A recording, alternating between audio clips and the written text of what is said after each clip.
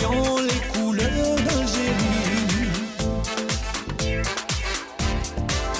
Le soleil, les merveilles du pays, un réveil de fraîcheur et de vie. Ensemble, vivons un moment de nostalgie. Vous savez les couleurs, le bonheur, le bonjour d'Algérie. Le Bonjour d'Algérie vous accompagnera tout cet été, bien sûr, avec des émissions et surtout des invités, des thématiques tout à fait intéressantes.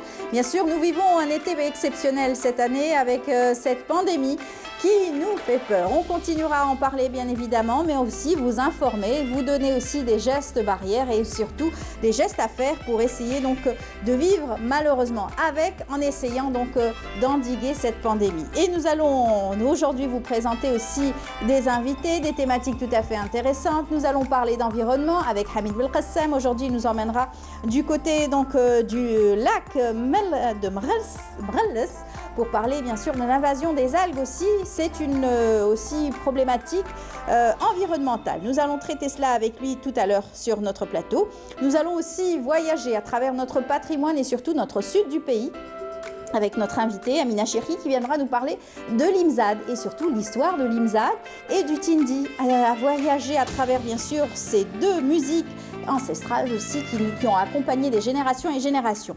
Nous allons également parler aussi des cours de soutien. C'est très important de pouvoir en parler. C'est l'été, mais c'est aussi pour beaucoup l'occasion de travailler, de préparer sa rentrée, préparer aussi le baccalauréat en septembre. Bien entendu, ce sont des cours de soutien à travers deux jeunes fondateurs d'une école de cours de soutien. Ils nous en parleront sur notre plateau. Et on fera aussi un gros plan sur notre artisanat, notre savoir-faire bien de chez nous, de savoir-faire des mains de nos artisanes et artisans, bien sûr à travers cette galerie qui a ouvert ses portes en mars dernier. Nous allons faire un gros plan sur cette galerie à travers bien sûr le reportage de Maya Amrani. Voilà, c'est tout le programme qu'on a choisi pour vous. J'espère que vous allez passer un très bon moment en notre compagnie. On commence tout de suite avec une belle chanson, une voix du Sud cette fois-ci, avec Nabil Bali pour retrouver notre premier invité.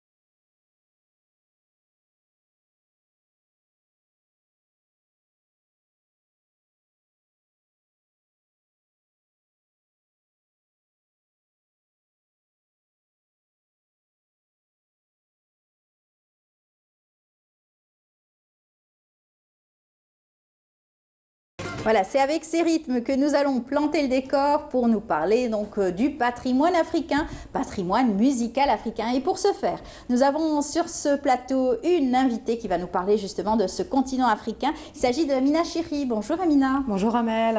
Comment ça va? Ça va, je vous remercie. Très bien. Alors l'Afrique, ça nous a tous interpellés un jour ou un autre. Tout et à vous, fait. aujourd'hui, vous allez nous faire voyager. Tout à fait. Alors, qui dit Afrique dit grande richesse historique, culturelle et plus particulièrement musicale. Aujourd'hui, on va vous parler d'ailleurs, justement, on oublie que l'Algérie est aussi l'Afrique. Alors aujourd'hui, on va vous parler de deux instruments musicaux qui sont particuliers de notre pays, qui caractérisent la région de Tamanrasset et Djanet. On a le tindi et l'imzad. Alors commençons par le tindi. C'est quoi le tindi? Alors le tindi, c'est un instrument à percussion, tout simplement un pilon recouvert d'une peau. Il est joué exclusivement par les femmes touaregs lors de cérémonies, fêtes. Et généralement, les femmes, la joueuse est accompagnée d'un chœur de femmes. Exactement. Parmi les célèbres joueuses du tindi, c'est Badilala de Tamanrasset. D'ailleurs, si on peut... oui, bien sûr, ça a toujours été un instrument qui a beaucoup accompagné cette population touareg, nomade, qui, grâce à des chants, pouvait immortaliser aussi des moments joyeux, des moments aussi donc, qui rappellent l'histoire des Touaregs surtout. Hein. Exactement. Alors, vous m'avez dit, c'est un instrument... C'est tout simplement un pilon recouvert d'une peau. Voilà. C'est un instrument à percussion. Tout à fait. Et en général, qui mouille. Hein, pour avoir des sons... un peu plus, je dirais, fort. Voilà, tout à fait. Pour accompagner en même temps, pour que la peau puisse se tendre. Se dilater. Ouais. C'est en tout cas un instrument qui aujourd'hui continue à exister, malgré l'âge, malgré aussi cette persistance, ce qui fait que ça se transmet de génération à une autre. Tout à fait, exactement. Ouais. Donc c'est toujours une transmission par la femme. Une transmission par la femme, c'est exclusivement joué par les femmes touaregs. D'accord. Et c'est vrai que dans le sud du pays, aujourd'hui, c'est vraiment très attractif pour les touristes.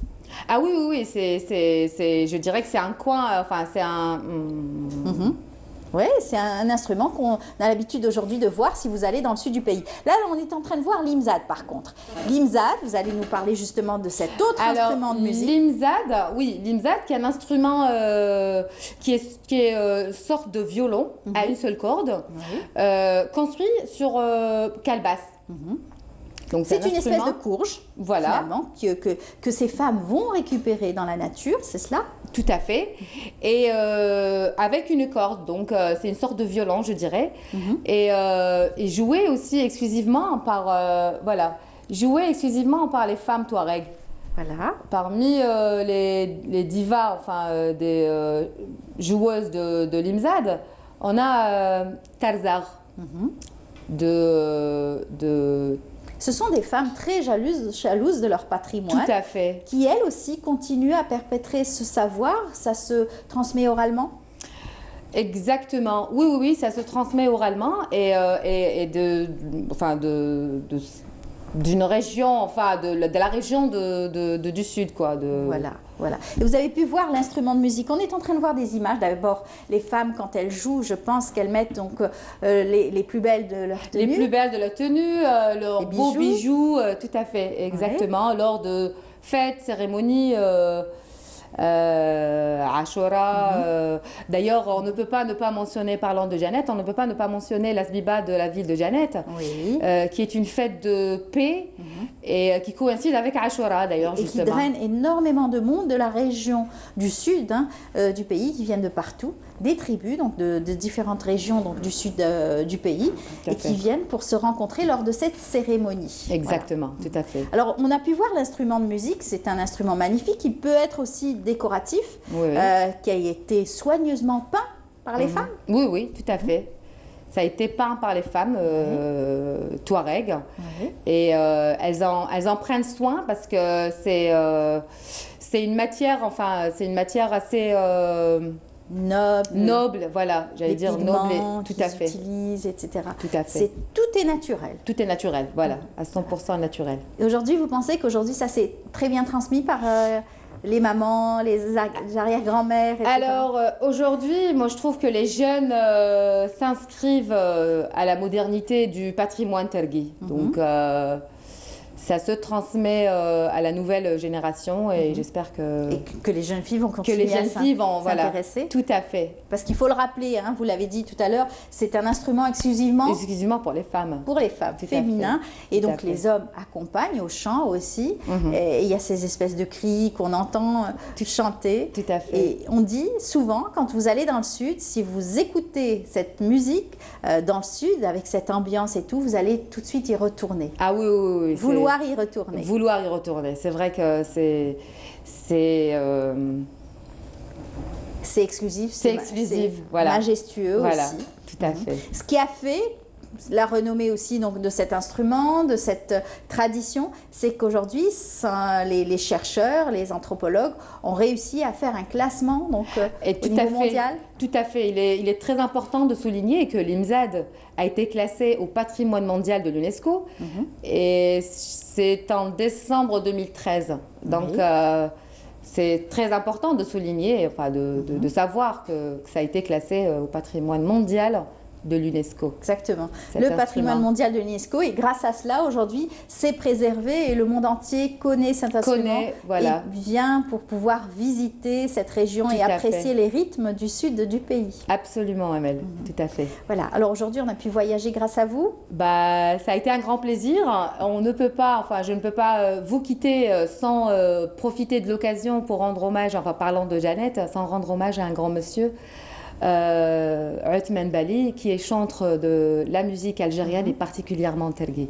Exactement, Othman Bali, on a pu écouter en vous invitant sur notre plateau son fils Nabil Bali qui a très bien repris le flambeau et que bien d'autres jeunes aujourd'hui s'intéressent à cette musique aussi ancestrale et cette musique aussi qui nous rappelle les rythmes du sud du pays. Tout à fait. Voilà. Avec cette belle musique. En tout cas, merci beaucoup, Amina. Je vous remercie, c'est moi. Donc, on vous dit à très bientôt. Amina Chefri, on a eu le plaisir donc, avec vous de parler donc, de Tindi et d'IMZAD. Tout à fait. Voilà. Merci, ça a été à un très plaisir. bientôt. Au revoir. Voilà. On continue, on va parler justement donc, de crise sanitaire et surtout donc d'hospitalisation et de prise en charge au niveau des hôpitaux algériens. Cette fois-ci, gros plan sur la prise en charge des malades au niveau de l'hôpital de Rouiba. C'est un reportage signé Amina Saïdji. Nous sommes au service médecine interne de l'hôpital de Rouiba. Une nette augmentation de cas confirmés de coronavirus a été observée sur le territoire national. Ici, tous les services sont complets. À l'instar des autres hôpitaux du pays, cet établissement sanitaire n'échappe pas à l'afflux incessant des malades atteints de la Covid-19. Les 3 unités, Dieu sait, chaque jour, elles sont saturées. On est inondé, il y a un afflux très important de patients qui viennent pour hospitalisation pour Covid-19. Chaque jour, il y a des patients, dès qu'on fait sortir des malades, il y a d'autres malades qui attendent leur tour d'hospitalisation. Tous les patients que nous avons rencontrés sont unanimes. Ils exhortent à plus de vigilance. Sincèrement, il faut prendre des précautions. C'est un virus qui lâche personne. Les gens ne sont pas conscients du danger que représente cette maladie. Mon mari, il est à l'ARIA. Il est grave à l'ARIA.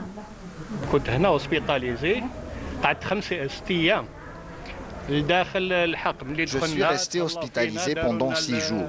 La prise en charge est bonne, mais les médecins sont dépassés.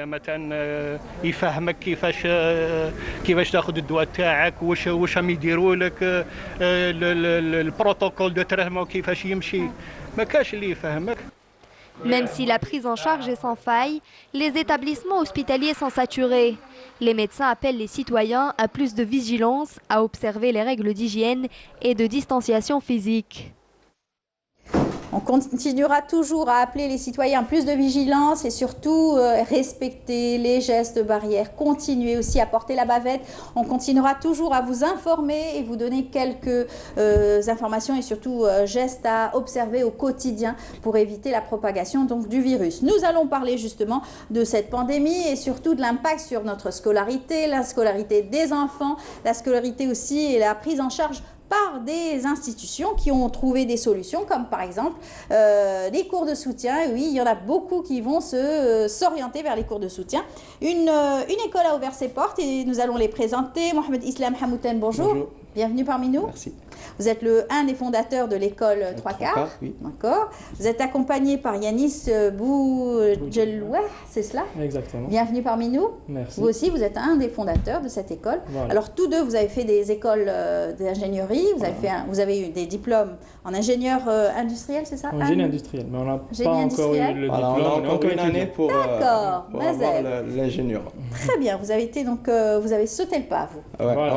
on a anticipé les choses. Vous êtes ingénieur vous-même en génie mécanique. Donc c'est la même cela chose, il me reste seulement une année pour passer l'ingénierat. Et donc on a essayé d'anticiper les choses. Comment est-ce que en vous avez créant. pensé à créer une école pour les Donc pour les- en fait, c'était basé sur une expérience qui date de 3 ans. Donc on a commencé à l'école polytechnique en proposant des cours du bénévolat. Oui, certains étudiants qui passaient... Voilà, certains étudiants qui passaient le concours d'accès aux grandes écoles. Et puis on a remarqué que ces étudiants avaient tendance de nous suivre. On avait un nombre assez conséquent, on était toute une équipe. Et ben après, on a vu que le nombre était assez conséquent, on a décidé de privatiser les choses, de créer notre propre entreprise, d'une part pour aider les étudiants et d'une autre part pour, disons, avoir notre propre entreprise. Et aujourd'hui, vous avez, ça y est, réussi à avoir ce sérieux pour pouvoir enseigner et aider les étudiants, les élèves. Alors au départ, bien Différents sûr, niveaux. c'était assez difficile parce qu'on ne peut pas directement faire confiance à des étudiants. On a tendance à opter vers l'expérience, Oui. des professeurs assez expérimentés. C'est vrai. Mais je pense qu'on a déjà fait nos preuves durant les 2 premières années. Ouais. Et Ça y est, on vous a fait confiance bah oui, aujourd'hui. maintenant, vu qu'on a presque 200 personnes, Voilà, 200 on a personnes. presque 200 200 personnes sur le plan national, on a touché D'accord. presque toutes les écoles. Et ben, on va... Ça veut dire que vous étiez des élèves vous-même studieux. Oui. Ah, eh ben. Ouais. j'espère qu'on peut dire ça. Oui. Et vous avez eu tout ce que vous avez peut-être eu à manquer durant votre cursus scolaire, vous essayez de le rattraper et le donner à d'autres étudiants. Voilà, on essaie de combler les lacunes qu'on a eues déjà C'est ça. au niveau du cursus. Bon, on va dire que c'était pas, on va pas dire que c'était vraiment un niveau qui est très bas, mais voilà, c'était moyen. On essaie de combler là où il faut combler. Ou Voilà. là Alors où la c'est difficulté, bien. c'est de pouvoir aussi travailler avec les livres, la disponibilité des livres aussi, Exactement. le parascolaire qui est aussi très Donc, important. fournir la documentation et essayer de diminuer la difficulté de trouver toute cette... C'est ça. En fait, Les sujets, par exemple, pour les oui. bacheliers. En fait, les étudiants ont une difficulté pour trouver de la documentation, même si on leur propose voilà, des documents, ils ont une difficulté par rapport à la recherche. Oui. Donc, nous, on essaie de trouver ces exercices, donc les exercices pertinents, et puis on leur propose ça sous forme de série. Voilà. On vous voit là. Hein. Voilà, donc là, C'est carrément votre espace, votre voilà, univers aujourd'hui là, de travail. C'est l'une des salles de l'école. Oui, c'est très bien. Alors, ce qui est formidable, c'est que vous avez réussi aussi déjà à avoir un bon nombre d'élèves et d'étudiants. Et aujourd'hui, vous avez tout informatisé. Vous vous êtes adapté aussi à la situation vit le monde entier, hein, la crise sanitaire, et avec toutes ces difficultés. En fait, en début mars, on avait au début un projet qui s'intitulait Traveling Classroom. Donc le but, c'était, vu que l'impact de l'école 3/4, c'était juste au niveau de la wilaya d'Alger, et donc on voulait toucher tout ce qui est national. On a commencé par un concept qui est le traveling, c'est que les enseignants, ils essaient de faire des séances au niveau des écoles supérieures et préparatoires, que ce soit à Oran, à Annaba, etc.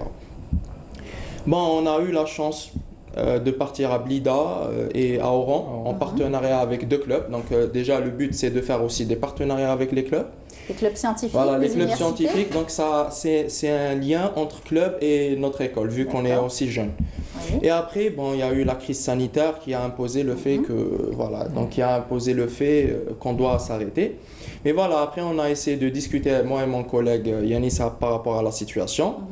Au début, on a essayé de créer une chaîne YouTube. Donc, une chaîne YouTube, donc elle est disponible. Donc, en 3 mois, on est monté de 0 à 3000 abonnés. Donc, voilà, alhamdoulilah, c'est assez conséquent. Ouais. Donc, on est suivi par même des étudiants de l'étranger, du Maroc, de la Belgique.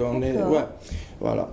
Et donc, on a créé pas mal de vidéos, je crois pratiquement 35 vidéos. Donc, on a fait des nuits blanches. Je me rappelle, moi et mon collègue Yanis, on a fait des nuits blanches pour tourner les vidéos. Pour faire des enregistrements avec des enseignants, des professeurs. Voilà. Donc, on avait le matériel professionnel, tout ce qui est micro, etc. Et puis, on tournait des vidéos, on continue, parce qu'on ne pouvait pas se déplacer tous les jours à cause de la crise et à cause du confinement. Exactement. Donc, vous avez donc tout fait pour essayer donc d'apporter à chaque individu chez lui les cours et les exercices. Voilà, donc au début c'était les cours. Après ce que j'essayais de faire aussi, donc j'essayais d'apporter un grain de motivation. Donc c'est à travers ma page Facebook. Donc je faisais des lives. Donc je faisais des lives durant le mois de Ramadan où je discutais. Pour informer. Voilà, j'informais, je discutais avec les étudiants, on discutait leurs problèmes, on essayait de trouver des solutions pour éviter tout ce qui est dramatique après, donc pour le mois de septembre. Et pour surtout le rattrapage, et bien sûr rattraper tout ce temps donc perdu, où les étudiants ont beaucoup d'incertitudes, ils ne savent pas s'ils vont passer l'examen ou pas, est-ce qu'ils vont avoir un diplôme ou pas, pour les étudiants par exemple. Et pour les bacheliers, c'est vraiment à la clé, il y a le baccalauréat. C'est très dur. Même pour les étudiants qui passent le concours cette année, on reste encore dans l'incertitude. Il n'y a pas vraiment de réponse. Mais il faut quand même travailler et être prêt au cas où. Au cas où, c'est ça. Donc il faudra s'adapter. Voilà, c'est ce que vous avez fait. Donc vous avez continué aussi à préparer les choses et vous continuez jusqu'au jour d'aujourd'hui à le faire. Exactement. En fait, maintenant, sur cette plateforme. Pas seulement sur YouTube, mais aussi maintenant on enseigne à travers Google Meet. Ce qui, on est carrément en train de transposer les cours qu'on donnait en présentiel directement en ligne. C'est différent? Alors, bon, c'est vrai que ce n'est pas aussi facile. Voilà, il n'y a pas cette interactivité rapide et automatique. Mais ça peut le faire. Donc, c'est adapté. C'est vraiment s'adapter à la situation actuelle. Voilà. Et donc aujourd'hui, vous avez combien de professeurs avec vous? Donc maintenant, on a pratiquement 7 à 8 professeurs. Donc on a même recruté un enseignant grade professeur en mathématiques. D'accord. Donc voilà, pour nous aider soit au niveau de l'école et aussi pour donner, voilà, ça c'est pratiquement le staff des enseignants de l'école 3K. Donc je présenterai, il y a moi et mon collègue M. Boudjouloua, il y a Nenouch, c'est un enseignant d'organique, et il y a M. Benzine qui est un professeur en mathématiques, et Islam et Kamil Belhadjouja, c'est aussi des enseignants, et on est tous issus des écoles supérieures, donc que ce soit les polytechniques à Alger ou bien à Naba. Et quel est le retour que vous avez donc des personnes qui utilisent votre chaîne YouTube ou carrément le site? D'accord.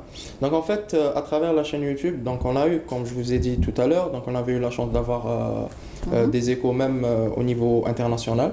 Donc ça, c'est une chance immense. Je n'avais même pas calculé ça au début quand j'avais créé la chaîne YouTube. Moi, c'était juste pour poster des vidéos. Et voilà, c'est pour les étudiants, ils essaient d'étudier.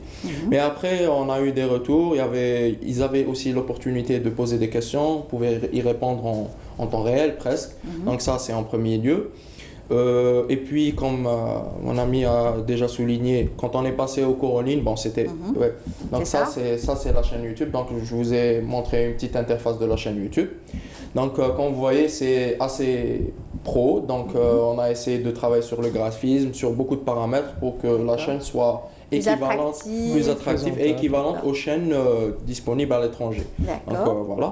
Donc, et aussi quand on a essayé de digitaliser un petit peu les choses sur le plan des cours en ligne, donc oui, c'était difficile, mais on essaie toujours de trouver des solutions pour augmenter l'interaction avec les étudiants. On a vu qu'à l'étranger, il y avait tout ce qui est l'utilisation des tablettes graphiques pour éviter qu'on essaie de lire des PDF, parce que ça, l'étudiant... Il décroche au bout de 15 minutes au maximum. Déjà, on a tendance à avoir des difficultés en présentiel pour que la majorité des étudiants peuvent suivre avec l'enseignant.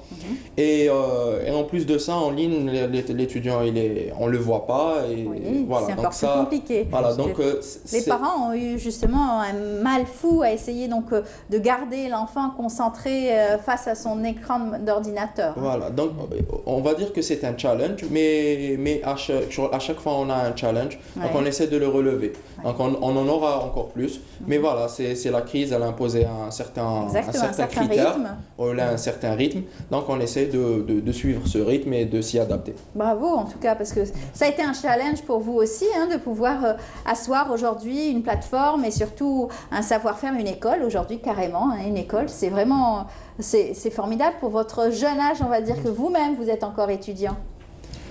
Alors oui, mais puisqu'on est déjà étudiant, donc on peut toujours s'adapter. Il y a une certaine flexibilité, une certaine autonomie, on sait accaparer l'outil technologique, donc c'est un peu moins compliqué pour nous. Voilà. Aujourd'hui, vous parlez aussi d'un mode de paiement parce que vous avez aussi des cours qui sont payants, donc on peut aussi accéder à vos cours et surtout travailler avec un système de paiement aussi adapté. Voilà, donc bon, pour le moment, on s'est tourné vers le mode de paiement le plus basique, donc le plus connu parmi les étudiants, c'est le CCP.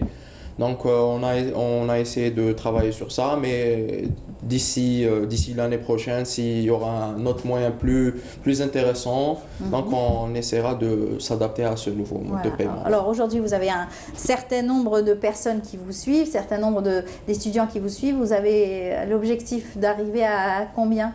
Donc maintenant, je vais pas vous mentir, on essaiera de toucher sur tous les étudiants sur le plan national, que ce soit ceux des écoles préparatoires ou bien des écoles supérieures. On essaiera vu que maintenant on a l'opportunité de faire des cours en ligne, on va laisser ce concept, parce que c'est un concept qui est c'est une innovation sur le plan national, donc en Algérie. Donc grâce à ce concept, on pourra toucher tous les étudiants sans se déplacer, donc ça c'est un point positif. Et puis pourquoi pas toucher plus d'étudiants internationaux, faire des échanges.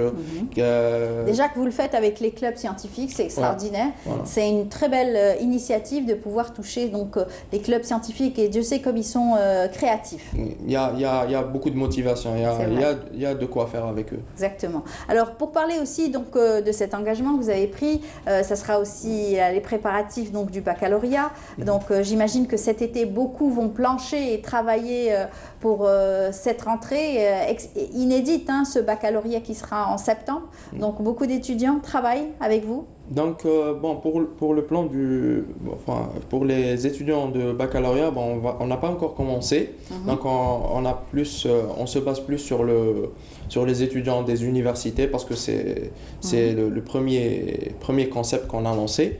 Mais Inch'Allah, à partir du mois d'août, on va essayer de lancer en premier lieu des révisions pour les étudiants de baccalauréat, toujours en ligne. Donc ça va leur permettre de suivre un petit peu les cours, de préparer.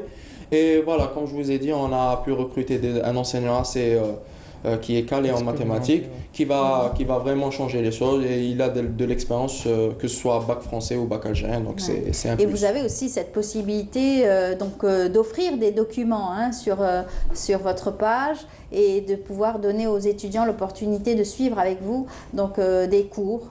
C'est cela. Donc on le faisait sur Facebook au départ, maintenant c'est sur YouTube, et on leur envoie directement des mails à présent. Les documents sont disponibles.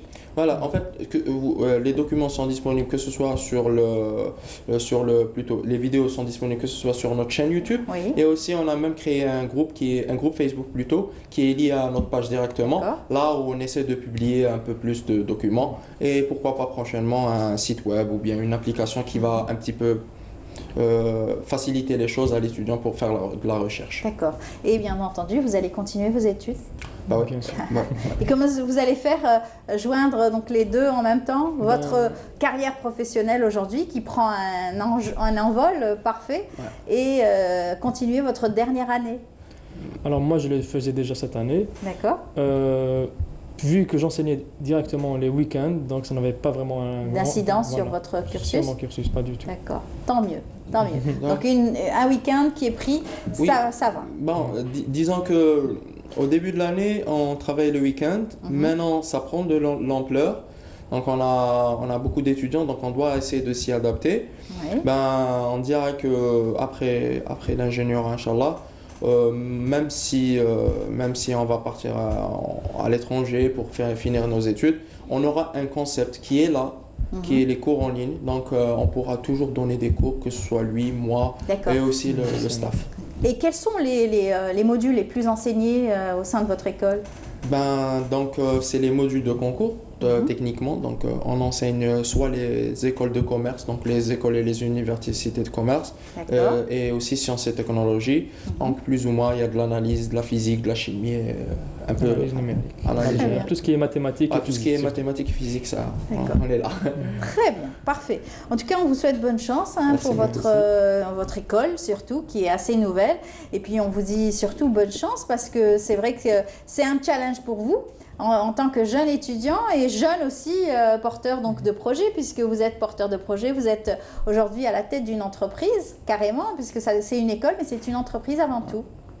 C'est cela? Oui. En fait,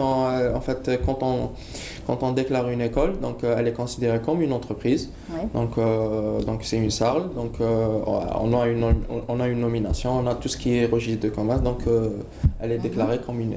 Et aussi c'est, comment dirais-je, donc c'est aussi une école de formation. Faut pas oublier. Donc on fait tout ce qui est formation, design, photographie.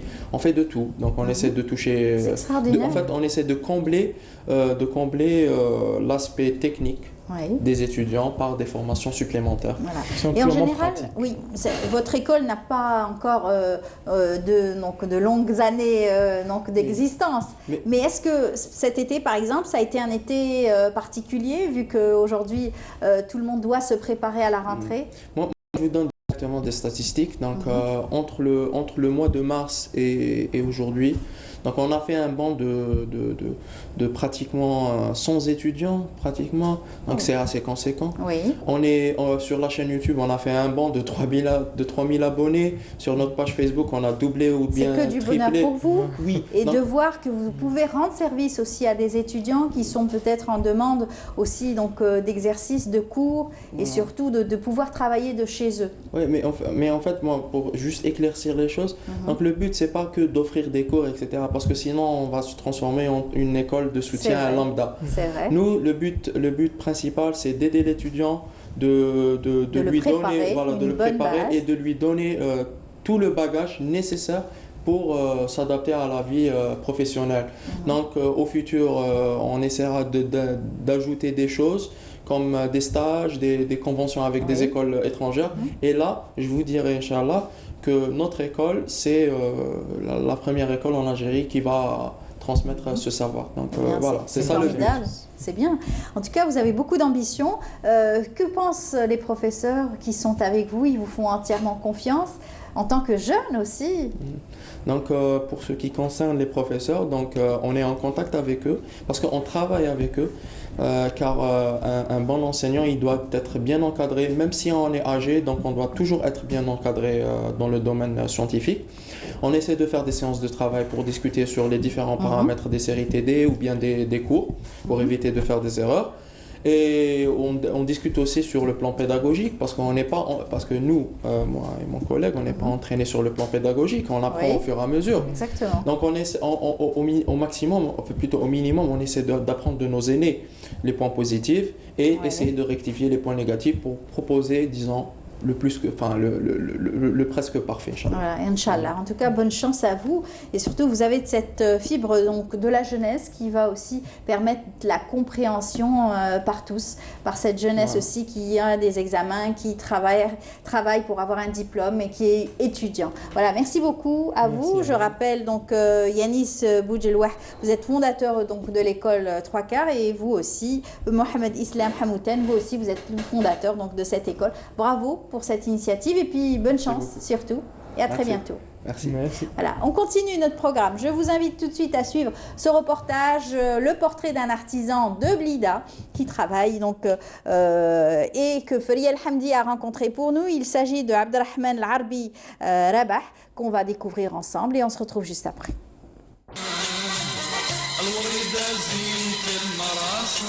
Véritable pépinière d'artisans.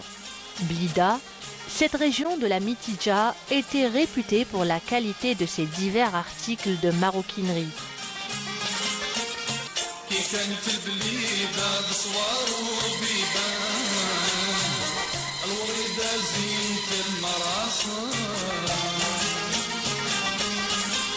L'Arbi Rabah Abdelrahman figure parmi les derniers de sa génération à continuer d'exercer ce métier.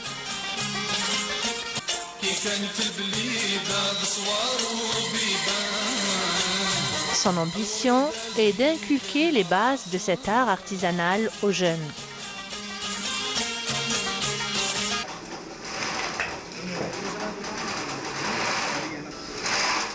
À 50 ans, Abdelrahman a accumulé une sérieuse expérience dans la conception et la fabrication des babouches et de sabbat, typiquement algériennes. Son savoir-faire, il a hérité de son père Rabah, décédé en 2015. هذه المهنة اللي رانا نخدموا فيها هذه مهنة عائلية ستان هيريتاج فاميليال من الديبي تاع 1930 والاب تاعي يخدم مع خاوته هذا الصنعة هذه ورثناها من اب على الاب وان شاء الله بربي ما نخليوهاش تضيع باذن الله ربي ان شاء الله يقوينا ما نخليهاش تضيع. هذا المهنه كما قلتي لي انت يا مدام قلتي لي كيف تعلمتها. احنا ما في الحقيقه هذا المهنه ما تتعلمش بس نعيشوا معاها. انا بابا الله يرحمه كان يعني استدير نحكوا على الخدمه هذه في الدار ملي نوضوا صغار كنا نقراو ونتعلموا نجوا للمحل تاع شيخ نرفدوا نحطوا نسقموا المسامر نتعلموا شغل ديريكتومون تحبيها استدير ماشي حبيناها تعلمناها هكذاك. هذه سي اونكري هذه عشناها ستي استوار هذه ماهيش صنعه وخلاص. مع نخدموا بلي برودوي ناتوريل سيتادير سي لي برودوي نوبل الجلد نخدموا غير بالجلد. الجلد عنده روح سي ان نوم عنده لام هذاك لام تعيشي معاه ستادير افيك لو طون شغل نقولوا تربي عليه كبده. احنا كي نخدموا ماذا بينا نتوشيو هذا الجلد هذايا يعطيك نونفي باش تخدميه.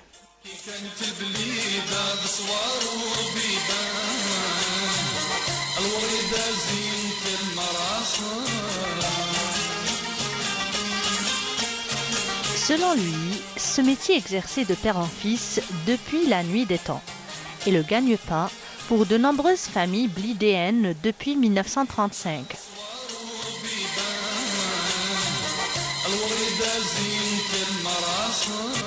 Son défunt père fabriquait des chaussures traditionnelles, sabbat arab, appelé aussi mserrah, une sorte de soulier sans cordon.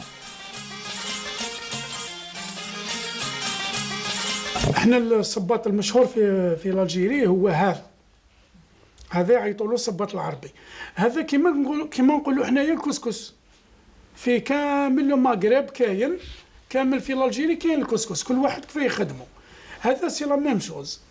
هذا يا الصباط العربي كيما في الغرب كاين اللي يعيطوا له صباط المسرح كاين اللي يعيطوا له صباط العربي كيما في بلاد قبايل كاين اللي يعيطوا له صباط العربون كاين اللي يعيطوا له صباط الوزواز خاطر شي وزوز كيتمشوا به زرياط كل وهذا هنا يتخالف كاين لو بوينتي بزاف لو دومي بوينتي لو رون سا ديبون رجل تاع بنادم. وهذا يا ذكايا راهو مشهور يخدموا به الخياله العواد يلبسوه مع الخف. كاين جينيرالمون كاين الخف هذاك الاحمر تاع العود وهذا يلبسوه معاه. هذا لي كافاليي كيما في تيارات ولا في المضارب وين كاين بزاف العواد الفرسان يلبسوه هذايا. وكاين دي زارتيست اللي يحبوا يلبسوه، كاين ناس كبار كل واحد ستادير. هذا صباط العربي. وكاين لا بابوش البلغه. لا بابوش هذه لا بابوش الجيريان تتلبس دو زون. هذه هي ستين سبيسياليتي تاعنا. هذه عندها أكثر من 100 سنة وحنا نخدموها. صافدير كانت كاينة من قبل وحنا زدنا طورناها. تتلبس هكذا وتتلبس بابوش عكس تاع المغرب.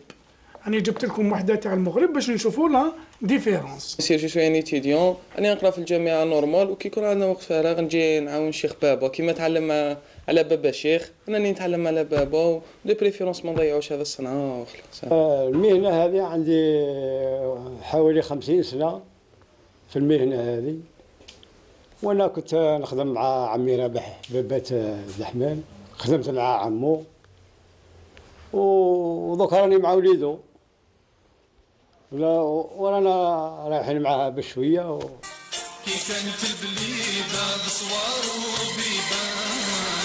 Abderrahmane reçoit également beaucoup de commandes de touristes et de comédiens et même de chanteurs chabi qui ont toujours porté ce genre de chaussures avec le bleu Shanghai qui était très en vogue. لا صوندال هذه تاع الجيروا يعني تاع لو سونتر هكذا. هذه لا صوندال جينيرالمون يلبسوها البحريه خاطرش يلبسوها جينيرالمون بتشونغاي. هذه هي لا صوندال فيها اون سول بوند تجي ايغي يعني فارغه ماشي مغلوقه ولا يدخلها الهواء.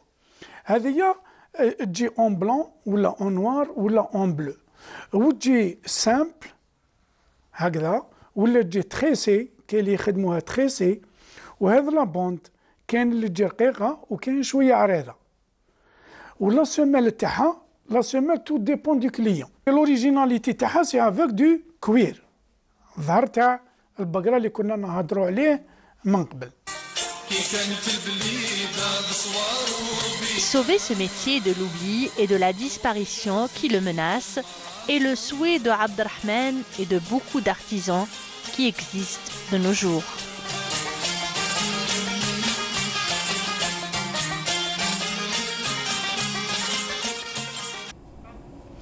Un savoir-faire main bien de chez nous, donc que aujourd'hui beaucoup s'arrachent puisque c'est un savoir-faire bien fini et bien travaillé. Nos artisans qu'il faut toujours continuer à encourager. Nous allons beaucoup en parler dans notre émission aujourd'hui grâce à l'ouverture aussi d'une nouvelle galerie, espace aussi, qui regroupe beaucoup donc d'artisans et d'artisanes qui brillent à travers leur savoir-faire. Et donc pour nous en parler, nous avons avec nous Belounis Nihal Hadjhani. Bonjour. Bonjour.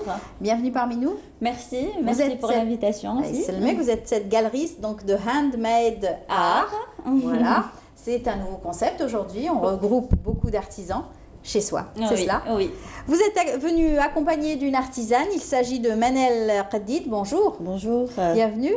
Merci à vous pour votre invitation. Vous êtes artisane. Artisane, artiste peintre. Artiste peintre. Voilà. Vous avez eu ce don peut-être très jeune. Très jeune, à l'âge de 8 ans. Vous l'avez gardé enfoui? Je l'ai gardé enfoui jusqu'à 30 ans après. J'ai repris les pinceaux. Voilà. Oui, puisque vous êtes de formation marketing, c'est cela? Oui, j'ai tout abandonné pour me consacrer à ma passion. Voilà, et on verra votre travail dans un moment. Inch'Allah. On va parler donc de cette inspiration pour le savoir-faire main. Comment est-ce que vous est venue cette idée aujourd'hui? Parce que vous aussi, vous venez d'un autre milieu, la communication marketing, vous aussi. Oui. Effectivement, je viens du monde de la communication et un beau jour, je me suis dit pourquoi ne pas être à 100% dans le domaine que j'aime, dans l'art, l'artisanat. Je voulais être dans la promotion de l'artisanat en Algérie, faire connaître notre artisanat. Je voulais aussi promouvoir le travail des artisans, les accompagner, les booster à imaginer de nouvelles choses, de nouveaux articles, de nouvelles couleurs. C'est vrai, Donc, c'est vrai. Parce qu'aujourd'hui, beaucoup donc, de ces artisans et artisanes travaillent chez eux, chez elles. Ils ont du mal aussi à écouler peut-être leurs marchandises, à trouver un nouveau visage aussi de ce savoir-faire main qui aujourd'hui a des exigences. Hein. Surtout le marché a de l'exigence. Le marché de l'artisanat doit aussi plaire à une nouvelle clientèle. Exactement, il faut lui donner une nouvelle image. C'est vrai qu'on a beaucoup de femmes qui travaillent, qui sont dans l'artisanat. Elles arrivent à travailler chez elles, à exercer ce que sa maman ou sa grand-mère lui a appris dans son jeune âge. Et là, on arrive à travailler ensemble, à imaginer de nouveaux produits, de nouvelles couleurs, à moderniser, donner une image plus moderne à notre artisanat. Voilà. Alors, vous avez combien d'artisans et artisanes? Plus de femmes que d'hommes, peut-être? Plus de femmes, oui. 70% de femmes. D'accord. Et c'est vrai que les hommes sont plus dans le domaine plus costaud, le bois, la céramique, qui prend beaucoup, qui a besoin beaucoup d'espace, voilà, qui a besoin beaucoup d'espace et d'efforts. Mais c'est vrai que les artistes peintres comme Menel, on a des femmes qui font de la vannerie, des femmes qui font du crochet,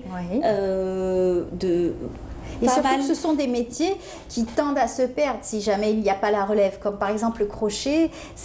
Aujourd'hui, c'est pas vraiment peut-être tendance. On voyait à l'époque, il y avait les napperons. Aujourd'hui, il y a une nouvelle façon de voir le crochet. Oui. Donc, il faut moderniser peut-être dans le vêtement, dans tout ce qui est accessoires, etc. Exactement. Il y a beaucoup de supports maintenant. On peut utiliser le crochet autrement. Il y a le crochet avec la corde. On peut faire des paniers de rangement.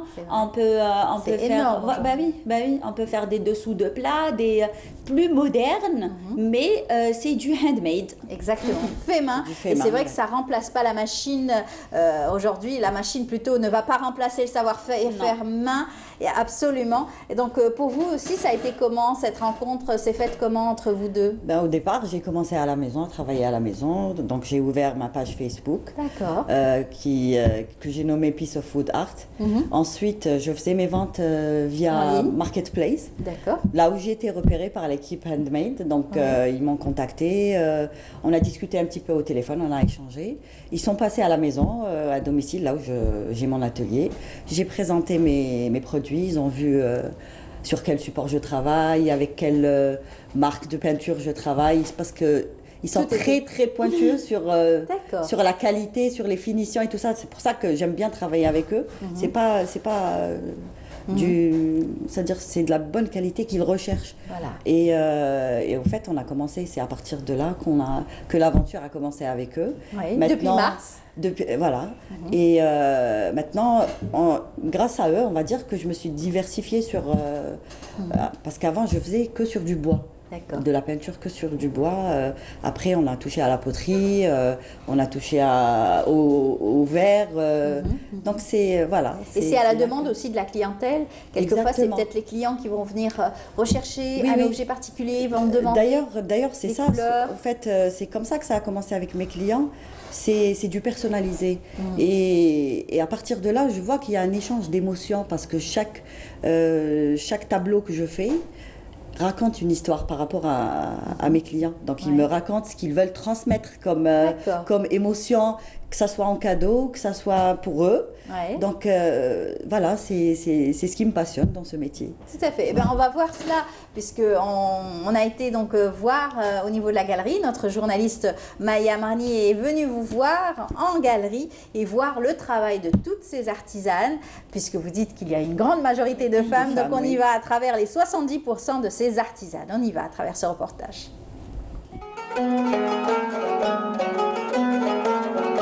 Avec beaucoup de subtilité, la jonction entre la tradition et l'avant-garde reste ancrée dans la culture algérienne. En témoignage, ce foisonnement d'objets constitués de matières et de formes diverses qui illustrent la richesse créatrice de ces artisans. Handmade, c'est un nouveau projet, un récent projet qui est né le 7 mars. suite à une discussion avec un ami qui est aussi dans le domaine. Alors cette galerie date depuis combien de temps? Depuis 3-4 mois seulement. 3-4 mois Oui, seulement. oui. Dans cette galerie, riche et diversifiée, l'artisanat occupe une place importante. Moi, je suis restée sur le koufa, qui est un objet artisanal algérien, et j'essaye d'apporter une touche de modernité, une touche de nouveau, si je peux dire ça comme ça, comme c'est un objet qui est assez tendance en ce moment. Alors, la matière de ces paniers, elle diffère Elle diffère. Alors, ici, là, on a des paniers avec des feuilles de palmier tressées. En fait, c'est des feuilles de palmier séchées qui sont tressées ou travaillées autrement. On peut trouver un autre matériau qui est le halfa, plus au sud. Voilà, donc là c'est ce qu'on trouve chez nous au nord, Alger, la région de la Kabylie. Et donc les dessins que vous faites, vous avez mis en relief en fait. Voilà, c'est les dessins c'est des appliques. Moi, je les appelle comme ça, c'est des appliques que je dessine moi-même. En fait, je les découpe sur des tissus, sur du textile. Là, comme l'africaine, le corps est découpé sur du cachemire et il est travaillé avec du tissu africain, le wax, pour rester vraiment dans l'esprit africain. L'art se nourrit de ces cycles qui donnent une vision contemporaine de l'histoire, du style et le désir profond de se saisir du temps. À la base, un savoir-faire et une imagination fertile. Je suis autodidacte, artiste peintre, et j'ai commencé à l'âge de 8 ans à peindre des petites cartes postales et tout ça. Après 30 ans, j'ai repris les pinceaux pour me consacrer à ma passion, qui est la peinture sur différents supports. J'ai commencé sur le bois, comme ces modèles-là. Alors c'est des motifs, oui. c'est des symboles, c'est quoi? C'est des symboles berbères, chacun sa signification selon... Il faut interpréter. Voilà, exact. Et j'ai une fresque de Rdaya. Non, c'est Rdaya vu du ciel. Bon, en fait, c'est ça, la peinture, il n'y a pas de limite. L'artiste est en général en symbiose avec son environnement. Il possède une grande dextérité des doigts et la maîtrise de la technique. C'est vraiment avec beaucoup de fierté que nos produits sont ici présents au niveau de la galerie de Handmade chez Nihel. Alors, montrez-nous un peu vos œuvres, comment vous faites vos dessins, comment vous choisissez votre modèle et votre... En fait, chaque produit prend du temps à mûrir en intramurose entre nous, entre ma sœur et moi. C'est-à-dire, on prend la peine déjà d'avoir une idée, de peaufiner l'idée, de chercher le support qui va avec, d'essayer de travailler aussi la forme, de voir un peu ce que l'Algérien ou l'Algérienne attend derrière ce produit. Et puis là, ça prend aussi quelques mois avant de sortir et de voir le jour. Nos dernières créations, c'est cette gamme de photophores qui est aujourd'hui présente sur le marché algérien, et bien sûr une autre collaboration avec un céramiste algérien parce qu'on est tout simplement tombé amoureux de son travail et de sa touche. Ces artistes totalisent un sens créatif poussé à l'extrême, un héritage ancestral et séculaire légué par les anciens.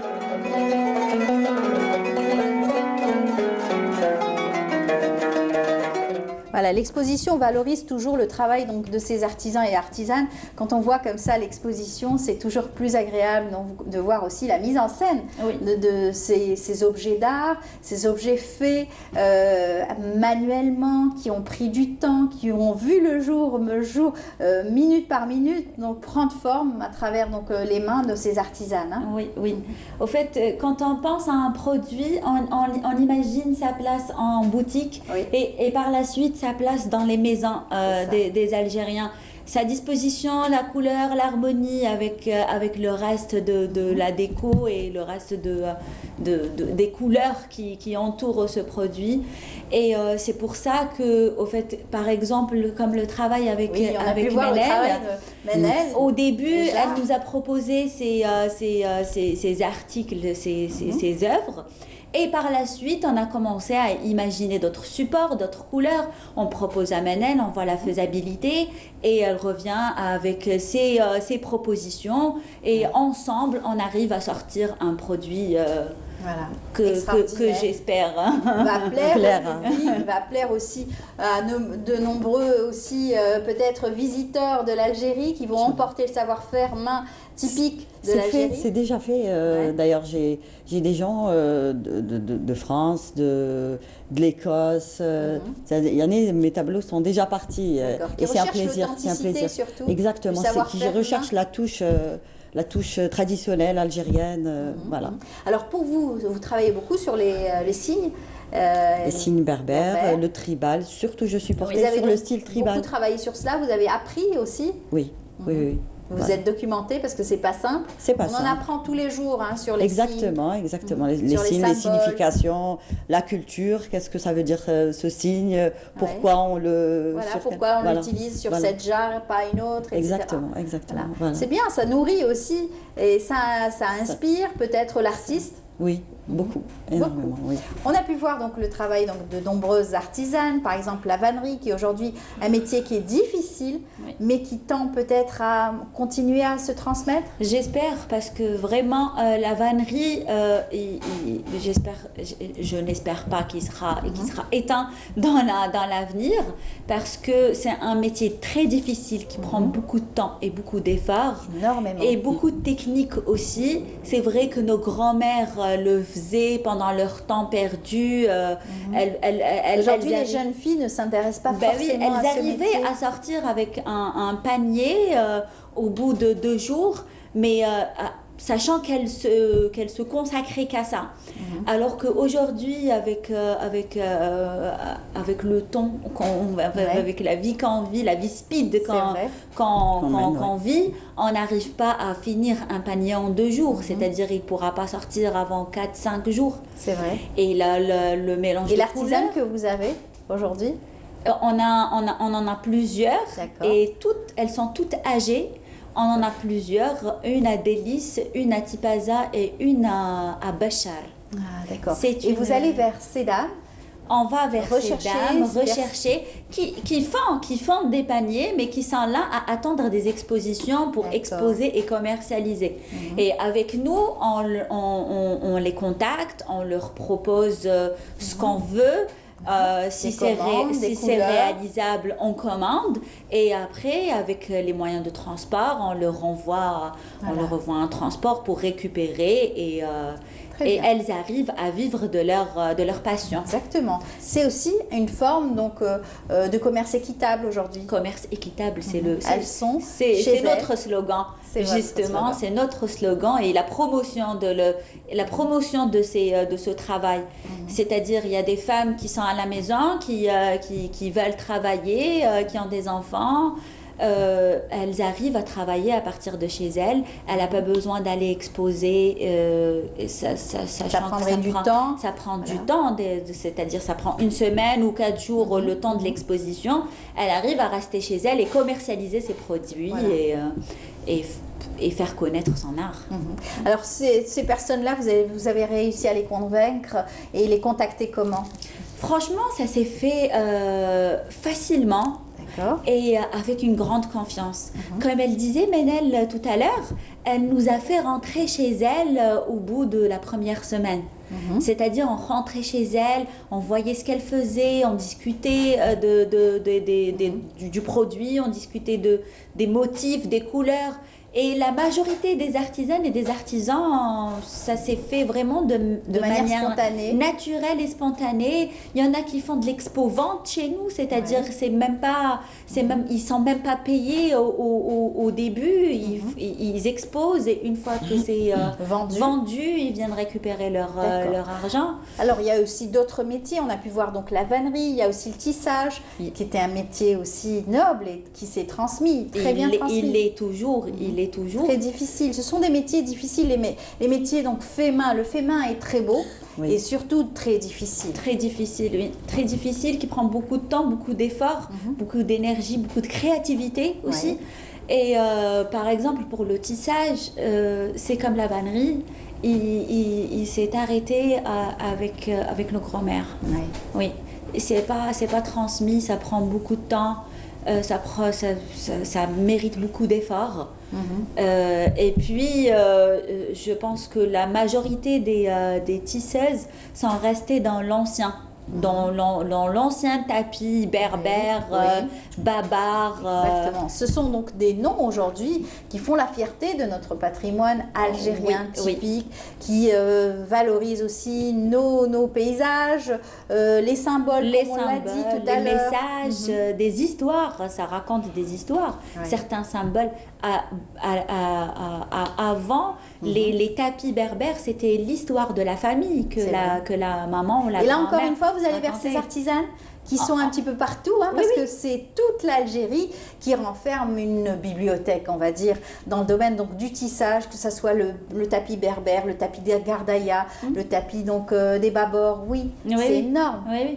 Oui, donc on a une artisane à Radaya, une autre à Tizi, une à Alger qui fait un travail merveilleux et plus moderne et avec des matières bio en plus.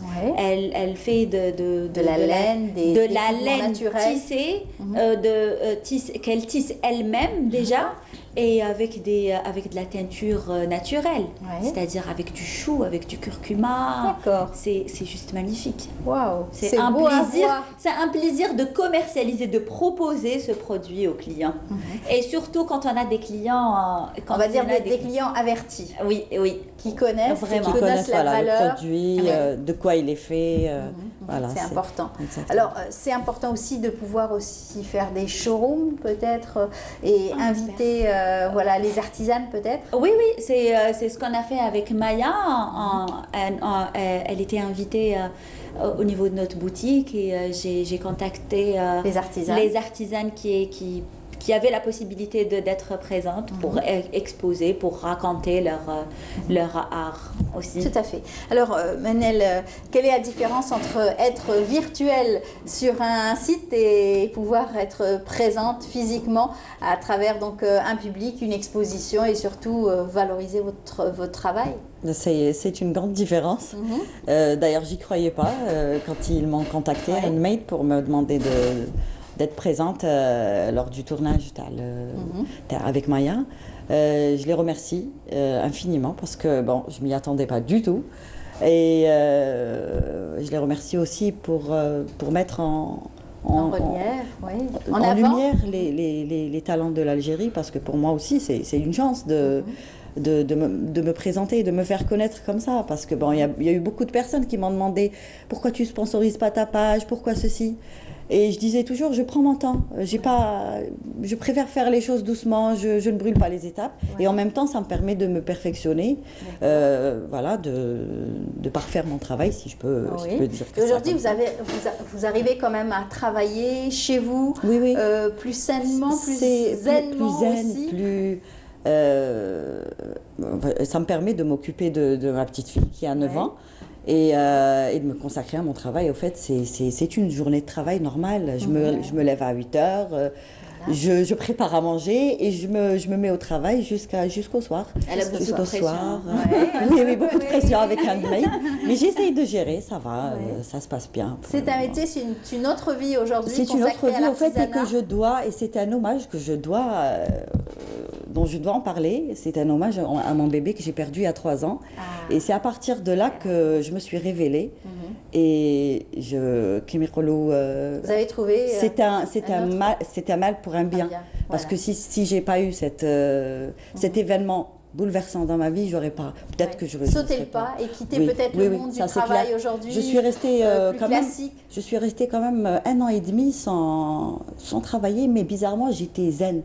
Je savais que c'était un moment pour moi où je devais me retrouver. Parce que comme je l'ai dit, pour beaucoup, ce sont donc des personnes qui n'ont jamais osé franchir le pas pour carrément se consacrer à ce qu'elles savent faire. L'artisanat, le savoir-faire et puis main surtout, c'est très important. Pouvoir laisser de côté peut-être ce monde aussi trépidant, donc d'aller au travail, d'avoir un temps court, compté, etc. Exactement, c'est tout à fait ça. Donc, c'est courageux aussi. Oui, oui. En tout cas, bravo, hein, parce Merci, que merci c'est beaucoup. l'occasion aussi de confronter différents profils aussi au sein donc, de votre galerie. Exactement, on rencontre beaucoup de personnes, des personnes qui ont fait des études dans l'art, d'autres qui sont nées avec, comme Manel, qui est née avec un don, c'est un don, elle est née avec ce savoir-faire. Il y en a qui sont plus techniques, il y en a d'autres qui laissent leur créativité les dépasser, je dirais. Voilà. C'est ce qu'a fait Manel, justement. Elle est passée d'un complètement. genre à d'autres. D'ailleurs, choses, ça a étonné plein de gens de mon entourage. Il y en a qui ne savaient même pas que je savais peindre. Et ils m'ont dit, est-ce que tu es sûre? Est-ce que c'est normal? Est-ce que ce que tu vas faire, c'est tu vas travailler avec des menuisiers, tu vas chercher du bois, tu vas... Je leur ai dit oui, c'est ce que je veux faire et je ne veux pas lâcher. D'ailleurs, c'est un message que je veux passer aussi. C'est quand on y croit, il faut y aller. Il faut y aller, il ne faut pas voir les obstacles parce qu'il n'y a pas un métier qui est facile, tout est difficile.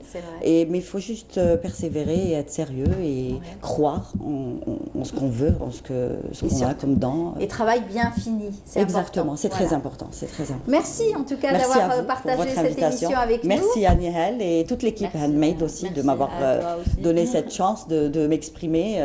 Voilà, à travers. En tout cas, bonne chance à vous. On viendra voir de plus près.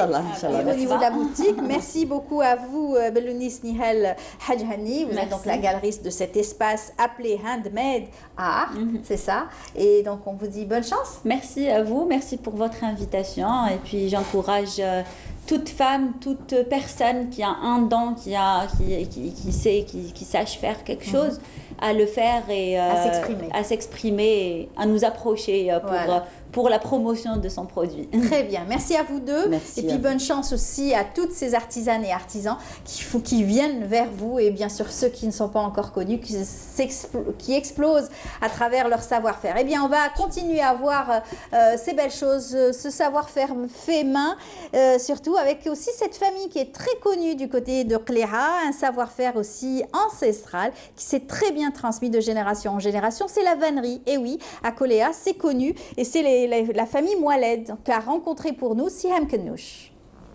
Des corbeilles, des couffins de tailles différentes, un panier à pique-nique et même des chapeaux.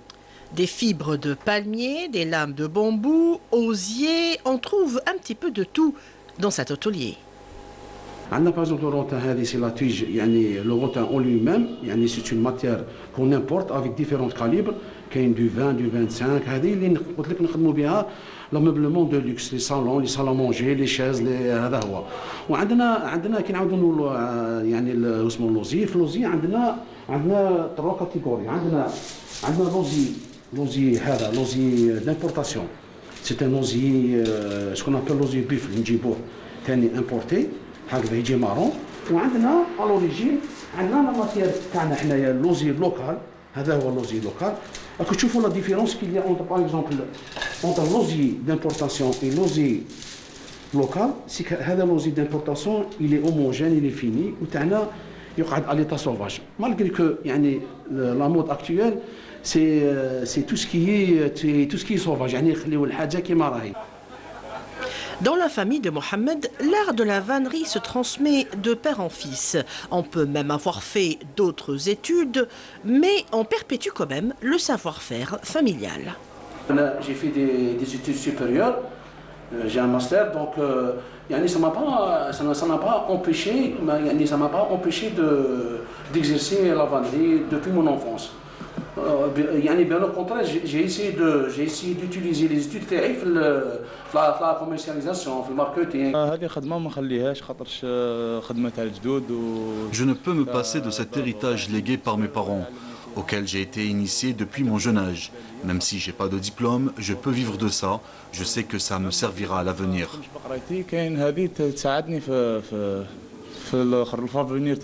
La nouvelle génération s'intéresse donc à ce savoir-faire ancestral. La relève est là. La tradition a de l'avenir devant elle. Elle n'est pas prête à disparaître.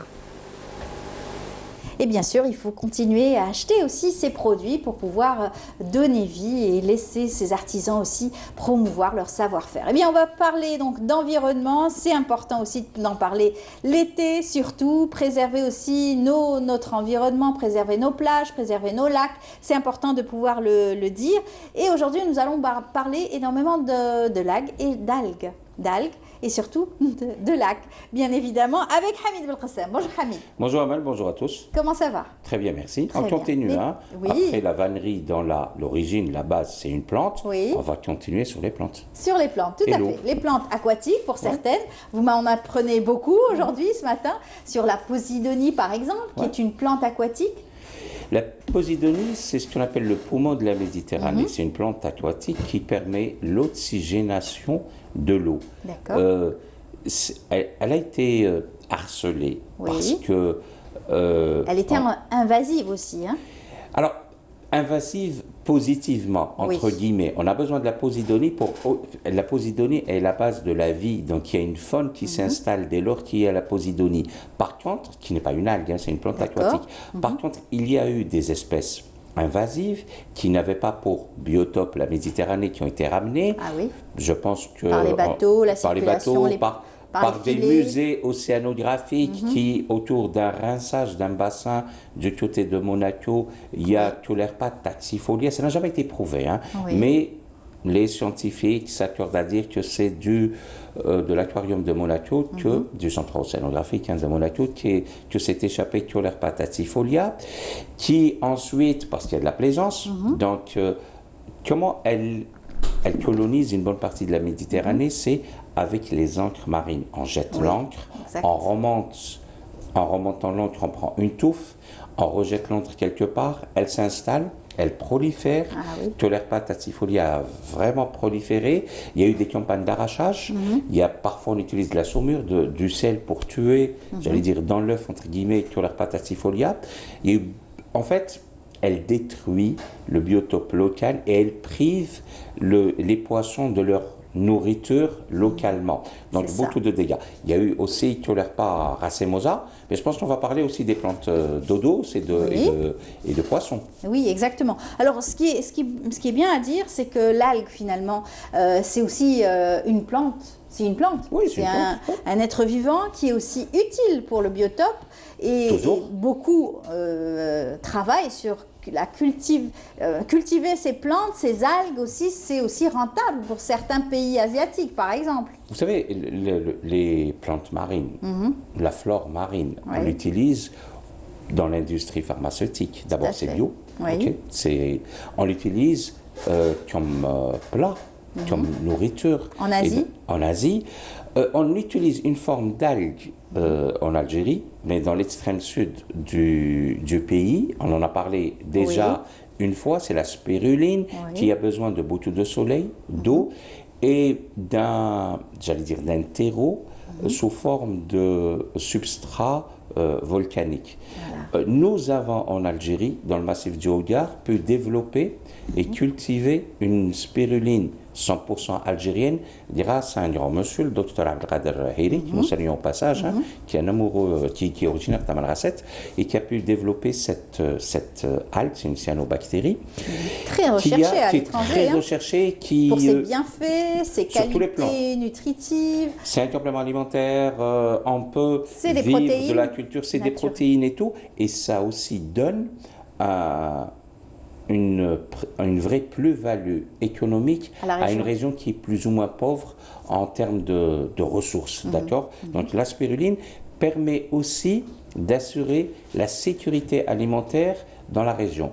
Et quand on parle du Sahel, de toute cette région, la sécurité alimentaire est un peu plus forte que la sécurité au sens strict. Il y a un déplacement de population au Sahel qui est durement frappé par les changements climatiques, et donc un père de famille, quand il n'arrive plus à nourrir ses enfants, prend le chemin du nord.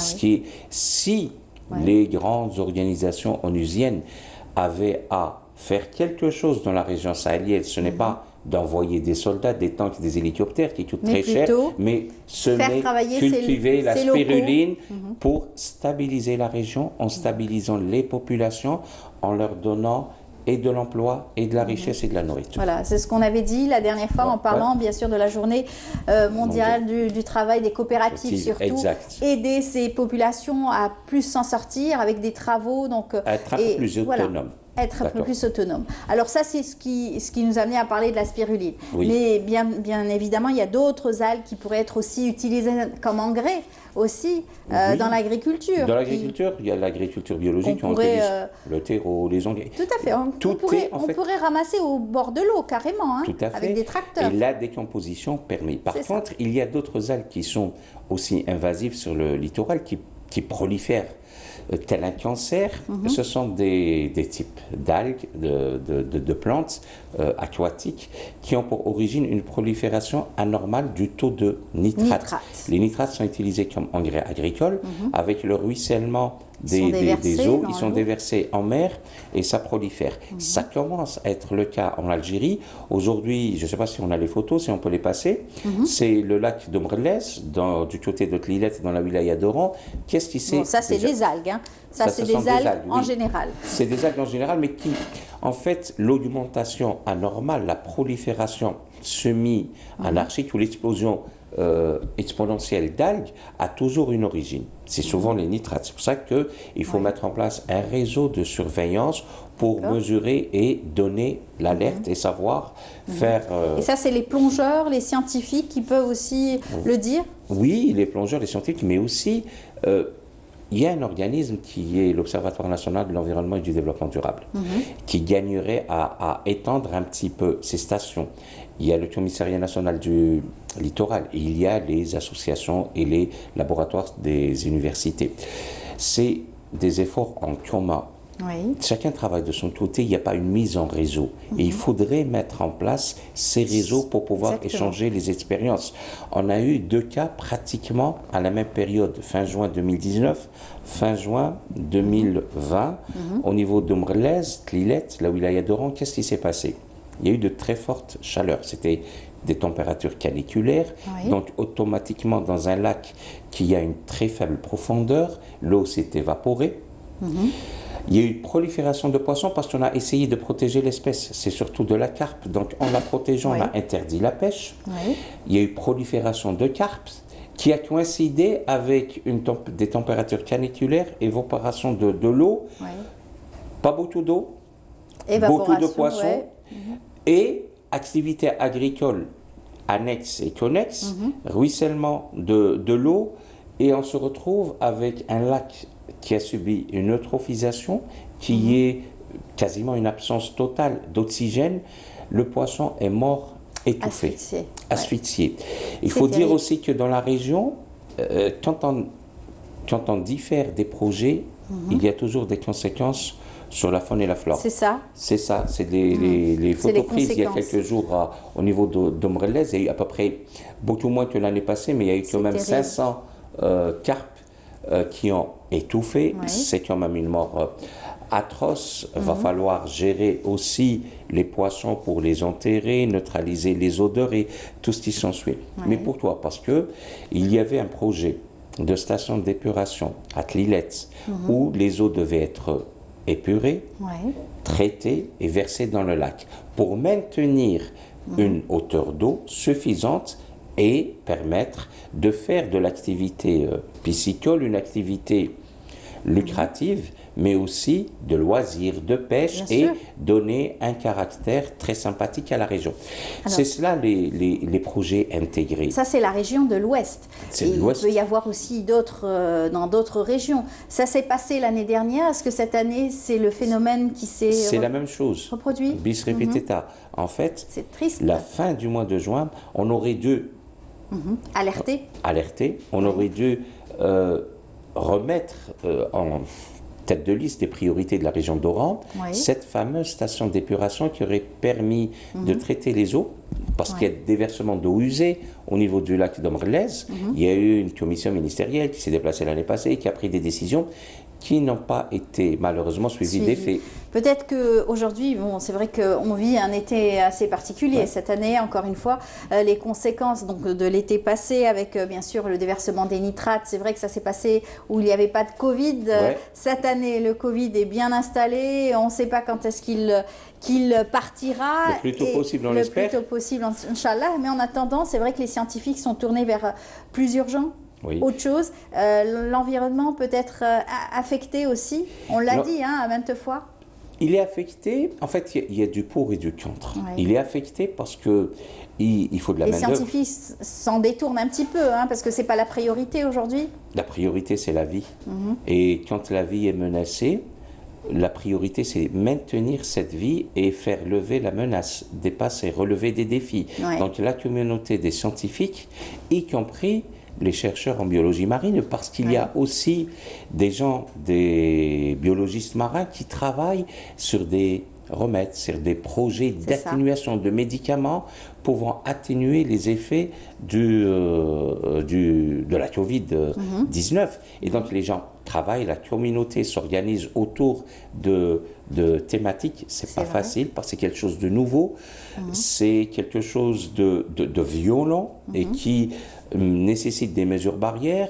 Lorsqu'on travaille dans un laboratoire, il faut prendre les distances. Or, les postes de travail dans un environnement confiné, c'est petit, c'est très difficile. Mais je pense qu'avec la Covid-19, cette pandémie a montré les limites du chacun pour soi. Seule la mise en réseau des chercheurs du monde entier, en mettant de côté les aspects strictement, on sait comment les laboratoires travaillent, mais au moins la communauté des scientifiques, hors industrie pharmaceutique, va pouvoir trouver une solution. Inch'Allah. Mais en attendant, vous aussi, vous avez troqué votre combinaison de plongée pour votre aussi casquette de chercheur et travailler avec des ingénieurs pour ce qui est des masques. Ça continue parce que bon, tout le monde aura remarqué. Et là, permettez-moi de me dire qu'il faut peut-être faire des statistiques un peu plus précises. C'est peut-être pas une explosion de cas due à une augmentation de l'incivisme des gens, mais une augmentation de la capacité de dépistage. Au 1er mars, on avait pratiquement que l'Institut Pasteur d'Algérie, situé à Sidi Fradj, à Alger, qui faisait les tests. Ensuite, il y a eu des moyens, Oran, Constantine, Ouelvilla, et le nombre de centres de dépistage a augmenté. Bah forcément, si le nombre de centres de dépistage augmente, forcément... Les cas vont être plus à dépister, bien sûr, et il y aura plus de cas. Et donc plus de cas, donc plus de masques, donc plus d'imprimantes, plus de consommables, plus de techniciens. Et là aussi, le réseau s'étoffe de jour en jour. On est arrivé au sein de l'association Récif à un peu moins de 500 masques. On est à 592, je pense, en date d'hier, 592 masques distribués dans 36 wilayas, dans 87 services et unités de réa. Il faut savoir que c'est très difficile de pouvoir faire arriver les masques alors que 29 wilayas sont confinés. Les compagnies aériennes, mis à part Tassili, que nous remercions vivement parce qu'elle fait la rotation du personnel des compagnies pétrolières. Et donc c'est grâce à Tassili que nous avons pu emmener des masques un petit peu partout dans le sud, là où c'était possible. Et que la chaîne continue, parce que c'est une chaîne très importante, donc la chaîne continue parce que la chaîne de l'espoir aussi, on va l'appeler comme ça, puisque vous avez donc mis de côté pratiquement l'urgence, qui était une urgence aussi pour l'association Récif, c'était donc d'aller fouiller les fonds marins, d'aller voir le plus urgent, tirer la sonnette d'alarme quand il fallait le faire. Là, aujourd'hui, vous êtes plus pris par le côté santé. Vous savez, encore une fois, la priorité, c'est la lutte contre la Covid-19 et maintenir les gens en vie. En tant que plongeur, nous savons, nous allons sous l'eau. Donc, nous savons ce que c'est qu'une détresse respiratoire. Lorsque vous arrivez à manquer d'air sous l'eau, on sait ce que c'est quelque chose de terrible. C'est ce qui nous a interpellés dès le début mars. Et donc on s'est dit, on sait faire quelque chose, on sait comment lutter contre une détresse respiratoire, nous sommes plongeurs, on doit pouvoir apporter notre petite contribution à l'effort de solidarité nationale. C'est ce qui nous a amené à voir qu'est-ce qui se fait ailleurs. Exactement. Les fameux masques, sans Oui, citer on en de avait marque, parlé voilà, sur on en notre avait parlé à plateau plusieurs reprises. avec le jeune Mehdi ingénieur. Mouloudi, que oui, nous saluons au on passage, le salue. qui a fait franchement des merveilles et qui continue. Et qui continue en toute modestie surtout. En toute hein. modestie et dans qui est toujours l'ombre, à la recherche d'un emploi. Hein. Exact, qui est toujours à la recherche. Voilà. On l'avait cité la dernière fois, en espérant que beaucoup vont s'intéresser à son cas. La 3D est vraiment le couteau suisse de toute la problématique. Aujourd'hui, vous avez le commerce international qui est disturbed, comme dire les Britanniques, qui est perturbé, le transport est perturbé, donc l'acte d'acheter est perturbé. Quand vous allez dans un hôpital et il manque une petite pièce, eh ben Mehdi fait des merveilles. Et grâce à la 3D, grâce à son génie, grâce à son design, il arrive à faire de la pièce de rechange pour les équipements médicaux. Tout à fait. Et je pense que c'est quelque chose de magnifique qui va continuer jusqu'à ce qu'un jour, on va le regarder, on va pouvoir lui trouver une solution durable pour son génie. Voilà. Eh j'espère que ça va continuer parce que, bon, vous l'avez dit tout à l'heure, c'est un effort de tous. Hein. C'est plus à l'individuel, on ne travaille pas plus pour soi, mais avec d'autres pour pouvoir améliorer le quotidien de certains malades surtout, qui souffrent. Hein, qui souffrent énormément. Et je profiterai peut-être pour... il y a une étude qui a été faite très récemment où 7 grands fleuves d'Europe sont infestés de masques. On se débarrasse beaucoup trop facilement de ces masques en pleine nature et les fleuves mènent à la mer. Au jour d'aujourd'hui, on constate pour ceux qui ont la chance de temps en temps de se faufiler sur quelques petites plages isolées, on a déjà remarqué la présence de masques sur le littoral algérien. Oui, donc malheureusement. Attention, on est peut-être privé de l'acte d'aller se baigner, mais il faut se priver de jeter les masques n'importe où, parce qu'on peut jeter un masque à 100 km ou à 70 km par le système des canaux et de rivières. Ils reviennent à la mer. Ils reviennent à la mer et donc il faut faire très attention. Il faut encore rappeler ces gestes absolument, donc de gestes civiques de la population. Il faut ramasser bien sûr ces bavettes et comme on les appelle les masques. Les masques, oui. Et les mettre dans des sacs plastiques. Les enfermer pendant au moins 48 heures, toujours, toujours, et ensuite les mettre aux avec ordures. les autres déchets. Voilà, avec les autres déchets. On l'avait vu avec la directrice, bien sûr, des déchets de l'Agence nationale des déchets. Voilà, j'y arrive. Madame Barça qui était venue sur notre plateau pour en parler. On continuera toujours à informer la population concernant, bien sûr, notre environnement, respecter aussi notre environnement, signaler quand il faudra signaler aussi des gestes d'incivilité. Oui, d'incivilité. Il y en a, vous savez, c'est pas facile, mais l'environnement, c'est l'affaire de tous. On demande aussi aux citoyens de nous signaler les atteintes à l'environnement. C'est parce que les gens sont confinés qu'ils ne pianotent pas sur leur clavier pour nous envoyer des photos, des images, des vidéos sur la protection de l'environnement. C'est ce que vous avez toujours fait. Voilà. Une fois encore, c'est l'affaire de tous, Amel. Exactement. Il faut absolument dénoncer et continuer à informer, parler aussi de notre belle nature, nos plages. C'est vrai qu'on ne va pas en profiter cette année. J'espère peut-être vers la fin de la saison, on ne sait pas. Peut-être, oui, ça dépendra de notre degré. Surtout de la prise de conscience de chaque population, de la population et de chaque individu, bien sûr. Cela dit, on peut aller en forêt et s'amuser à ramasser des déchets tout en étant à l'ombre. Voilà. Et en ayant sa bavette, en ayant son masque.